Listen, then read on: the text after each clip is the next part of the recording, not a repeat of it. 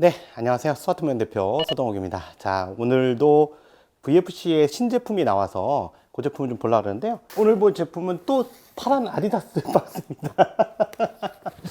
아, 나 미치겠네, 정말. 왜 미치겠다고 말씀드리냐면, 이게 저희가 박스가 다 똑같아요, 지금 VFC 박스가. 그래서 어떤 때는, 손님이 볼 물건을 찾았는데, 박스가 너무 똑같아가지고, 그 재고 없어요. 그리고 돌려보낸 적도 있어요. 오늘 볼 제품은 그 VFC에서 새로 만든 XM177 E2 버전이고요. 이 버전 굉장히 재밌습니다. 이미 대만의 모아쇼에서 제가 소개를 했던 거예요. 제가 보고 왔던 거고요. 굉장히 그 베트남전에 특화된 제품들을 내놓으면서 바디 색상을 아주 제어를 잘했어요, 생각보다. 그래서 제가 대만에서 그 모아쇼에서 보면서 깜짝 놀랐던 제품 중에 이제 하나가 들어온 겁니다. 잘 만들었어요. 외부 특히 색감에 대해서 제가 칭찬을 해줄 만합니다. 물론 이제 그거는 기존의 이 VFC의 바디 검정색 그 분체 도장의 그 색감, 뭐 어떤 분들은 좋다고도 그러는데, 제가 보는 색감에서는 굉장히 그게 좀 항상 걸리거든요. 근데 요번에는 이제 파크라이징 색상으로 재현을 잘했습니다. 사실 스톡은 좀 더 접을 수 있기 때문에 굉장히 짧게 접을 수가 있고요. 이 색감을 보시는 게 이게 보일까 모르겠는데, 색감이 기존의 검정색에서 약간 파카라이징한 색상으로 변했습니다. 요거 아주 잘 만들었다는 제가 말씀을 드리고요. 이 부분은 저는 마음에 들어요.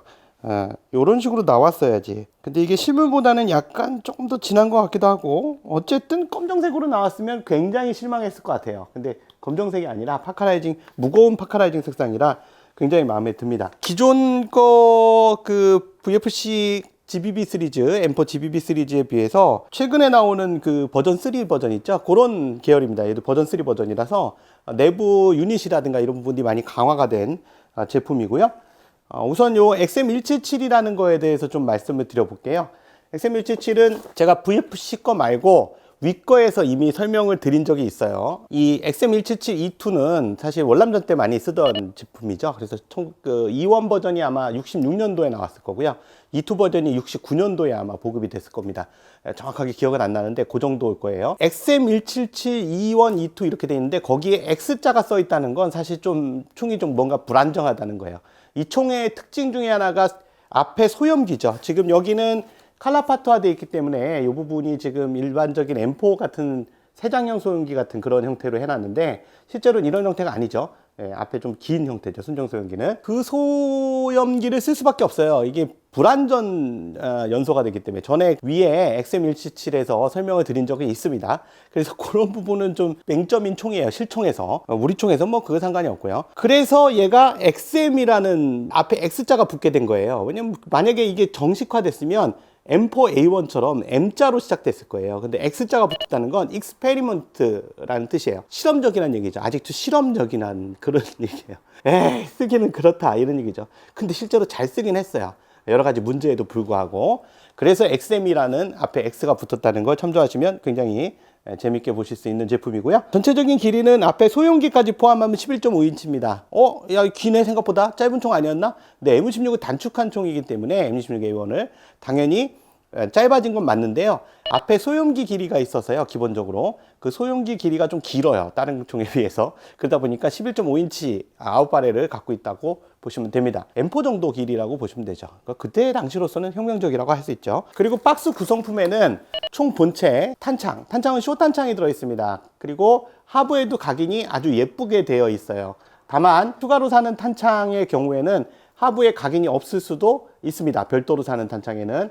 하지만 제품 안에 들어있는 거는 라이센스를 받았기 때문에 이거 뭐 각인 잘 해놨는데? 굉장히 깔끔하게 각인을 잘 해놨어요. 밑뚜껑을 쳐다보는 사람은 많지 않겠죠. 근데 고중 문제에서는 굉장히 중요한 부분이기도 할 거예요. 설명서 매뉴얼인데 매뉴얼은 사실 좀 부실합니다. 그냥 링크를 연결해서 보는 그런 스타일이라고 보시면 되겠고, 전용 비비로더가 이렇게 들어있습니다. 물론 꼭지를 이용해서 그러니까 마르기 비비로더 XL을 이용해서도 할 수 있는데 각도만 잘 맞추시면 들어가거든요. 각인이 굉장히 선명하게 잘 되어 있습니다. 이게 콜트 라이센스를 받았다고 그래요. 그리고 지금 가까이 보니까 확실하게 색상이 파카라이징이라는 거 느끼실 수 있을 거예요. 요 색감. 다만 약간 분체 도장의 느낌이 아직 좀 나긴 나요. 근데 워낙 헤비한 느낌이라 괜찮아요. 헤비한 파카라이징 색상이라. 그리고 반대쪽에도 국방부 각인 이렇게 있고요. 요거는 각인은 아니고 사실은 스탬프예요. 메이드 인 타이완 그 원산지 표시 있잖아요. 그거 지울 때처럼 아세톤 같은 걸로 지우면 지워집니다. 물론 아세톤 쓰지 마세요. 파스 같은 걸로 지우시는 게 좋고요. 여기도 보면 메이드 인 타이완 이런 글자 있잖아요. 요거하고 똑같은 거예요. 각인은 굉장히 세밀하게 잘 돼 있고 가끔은 이런 분들 계실 수 있어요. 이거 각인이 왜 콜트 AR15예요? 이런 질문 하시는 분들 계신데 요 밑에 보시면 XM177E2라고 써 있습니다. 원래 AR15 그 하브리 15를 쓰기 때문에 그렇습니다. 실물이. 스톡이 알루미늄이라는 게 굉장히 독특하고요. 그리고 그립도 A1형 그립을 그대로 썼죠. 그러니까 우리가 A2 그립은 여기 이제 한 번 더 홈이 있거든요. A1 그 초기형 그립을 그대로 썼습니다. 그러니까 M16의 그립을 쓰는 거죠. 얘도 그때 당시의 총이다 보니까 스틸인 부분들이 굉장히 많아요. 한번 볼게요. 스틸인 부분, 앞에 핸드가드 그 커버, 그 다음 맷방고리는 스틸이 아니고요. 델타링도 스틸은 아니고, 볼트 캐치 스틸이고요. 셀렉터 스틸 아니고, 장전 레바 스틸 아니고요. 트리거 스틸 아니고요. 뭐 이렇게 스틸 아닌 게 많아? 예, 그 다음에 더스트 커버 스틸이고요. 핀, 바디핀은 스틸. 그 다음에 노리세 전진기. 요것도 이제 초기형이죠. M16 A1 스타일, 베트남전 스타일의 포워드 어시스턴트, 그러니까 앞으로 미는 노브죠. 한창 멈치도 스틸입니다. 우와! 붙었어요? 그 리어 사이트 조절기도 스틸이고요. 리어 사이트 스틸, 프론트 사이트는 스틸이 아니고요. 자, 그래서 튀어나온 거 이런 것들은 색깔이 금방 변해요. 금방 맨들맨들해지기 때문에 이런 부분들은 스틸로 해줘야 되고, 스틸 아니고 이런 부분들은 스틸로 한 것들이 잘 재현됐다고 볼 수 있습니다. 그리고 여기 위쪽에 세부 각인도 재현이 잘 되어 있어요. 그리고 리시버 같은 경우는 뭐 잘 아시겠지만 당연히 이 당시에 M16 A1하고 동일한 그런 일체형 상부 리시버하고 일체형 캐리어고요. 요거는 뭐 위쪽에 따로 스카티니 레일이 있진 않죠. 당연히 이 앞쪽에 보면 원래는 M16 A1 같은 경우에 M9 대검을 꼽도록 여기 이렇게 M9 대검 착검 고리가 튀어나와 있는데 그 부위가 삭제되어 있죠. 얘는 삭제되어 있는 게 맞습니다. 고정상. 핸드가드 같은 경우도 동그랗게 되어 있는 거죠. 그리고 조금 작은 게 이게 특징이에요. XM177E2가. 아주 색감 재현 잘했고요. 그 다음에 질감도 좋습니다. 내부의 방열판도 실제적으로 알루미늄으로 다 재현을 해놨어요. 이런 부분도 굉장히 신경을 많이 썼습니다. VFC 말로는 안티 스케일 단열 알루미늄 시트 뭐 이렇게 얘기하는데 안쪽에 보이지 않는 부분까지 해놨죠. 더미가스 튜브도 여기 안에 있고요. 이쪽 뒤에 나와 있는 거 보이실 거예요. 한 가지 좀 불편한 게 있긴 해요. 재현도를 많이 높이다 보니까 호법을 숨겨야 되잖아요. 그래서 핸드가드 요거를 분리해야 됩니다. 요걸 분리해서 델타링을 밑으로 내려서 커버를 빼면 여기에 이제 다이얼이 있고요. 이 다이얼을 왼쪽으로 밀면 아마 호법이 플러스가 될 겁니다. 요거를 이제 VFC에서는 V2 호법 다이얼이라고 그러는데요. 버전 2 호법 다이얼. 다른 말로 가이드 호법이라고 말하는데 이게 맹점이 얘를 매번 호법 조절할 때마다 내려서 이거 플러스 하는 건데 이게 생각보다 이 델타링이 뻑뻑해요. 그래서 뭐 옛날에 M16 A1 저같이 써보신 분들은 아시겠지만 이거 분리하는 거 무지 힘든 게 맞거든요. 그래서 이걸 빼는 게 쉽지 않습니다. 테이크다운 할 때 바디핀이 좀 쉽진 않을 거예요. 좀 빡빡하거든요. 이거 빡빡해야 돼요. 안 그러면 너무 쉽게 문제가 생기니까. 자, 볼트 캐리어는 과연 어떤 상태일까 한번 보시면요. 스틸은 아니에요. 스틸은 아니고 알루미늄 볼트 캐리어입니다. 끝부분은 스틸은 아니지만 끝부분에 여기 그 볼트 스탑이 걸리는 부분은 스틸로 갖다 덧댔다. 이 얘기를 거창하게 얘기하고 있습니다. 근데 뭐 사실 여태까지 나오던 VFC M4 시리즈는 다 있었던 거고요. 파워된 장치 있고, 엠파스가 있습니다. 확인해 보니까 엠파스가 있고요. 엠파스 조절을 안 하면 탄이 이상하게 나가죠. 그래서 엠파스 조절법은 참조하시면 되겠고, 요즘 사실 나오는 VFC M4 GBB 시리즈들은 엠파스를 이제 삭제하는 경향인데 엠파스를 그대로 뒀네요. 엠파스가 좀 사실은 집단성을 좀 불안하게 만드는 요소거든요. C허브나 이런 부분들은 최근에 나오는 V3 시스템입니다. 그러니까 버전 3라서 대부분이 스틸로 돼 있고요. 내구성에는 문제가 없을 걸로 보여요. 아이고, 노커까지 전부 스틸이네요. 다 스틸입니다. 볼트 스토퍼까지 전부 스틸이라서 크게 신경 쓸 필요는 없을 것 같습니다. 내구도에 대해서는. 더군다나 볼트 캐리어가 알루미늄 볼트 캐리어라서 이 버퍼를 막아주는 범퍼, 가드 범퍼도 스틸이고요. 뒤에 버퍼 같은 경우도 최근에 나오는 빠르게 움직이는 고속형 버퍼가 들어가 있습니다. 뭐 요즘 나오는 VFC M4 GBB 시리즈하고 동일한 그런 시리즈 그런 형태의 버퍼라고 보시면 돼요. 또 뭐 RS 스티커 버퍼로 좀 바꿔주시면 VFC M4용 좀 더 느물느물한 그런 반동에서 좀 강력한 반동으로 좀 바꿀 수 있습니다. 그거 참조하시고. 그리고 이제 한 가지 말씀드릴 게 탄창을 조금 가릴 수 있습니다. 최근 나오는 탄창 중에서 M4 시리즈 탄창 중에 젠3 버전, 그러니까 최근에 나오는 새로 나오는 버전 같은 경우에 젠3 버전 같은 경우에 들어갈 때 제대로 안 맞을 수 있어요. 그거 참조하시고요. 저희도 이게 전 제품을 다 테스트한 건 아니라서 일부 제품에서 진짜 안 들어갑니다. 해보니까 안 들어간다는 소문이 있어서 해봤더니 안 들어가요. 근데 젠2까지는 되는데 젠3 버전서부터는 안 들어갈 수 있습니다. M4 탄창이 GBB가 저희가 아까 말씀드린 대로 모든 걸 테스트하지 않았기 때문에 어떤 때는 또 될 수도 있습니다. 이 VFC 제품의 맹점이 그거거든요. 어떤 때는 되고 어떤 때는 안 되고 중간에 변화를 줬는데 그거에 대한 통지가 없다 보니까 데이터가 없다 보니까 실제로 막상 해봐야지 결론이 나오는 그런 문제가 있어요. 그래서 대만에서도 그것 때문에 좀 말썽이 좀 많긴 많은데요.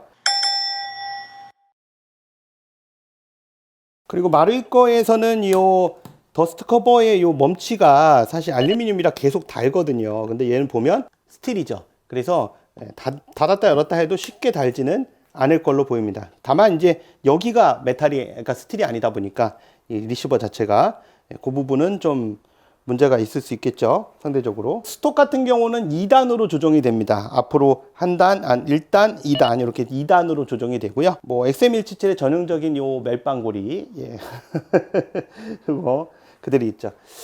이게 총열까지 스틸이었으면 더 끝내줬을 것 같긴 한데 거기까지는 좀 욕심이죠. 왜냐면 이 총열까지 풀 스틸로 해버리면 가격이 많이 올라가니까 그거는 좀 문제가 있겠죠. 무게는 스펙상 2550g으로 되어 있기 때문에 2kg 밖에 안 돼요. 굉장히 가볍죠. 실제로 이게 뭐 3kg하고 2.5kg가 어느 정도 차이가 나겠었는데 막상 들어보시면 좀 가볍다는 느낌이 있습니다. 물론 탄창을 빼면 더 가볍고요. 탄창이 들어가면 더 무겁습니다. 탄창 같은 경우는 공탄 사격이 가능하도록 되어 있어요. 그래서 위에서 봤을 때 얘를 뒤로 밀면, 그냥 뒤로 밀면 안 되고요. 이거 내린 상태에서 뒤로 밀어주면 밀리거든요.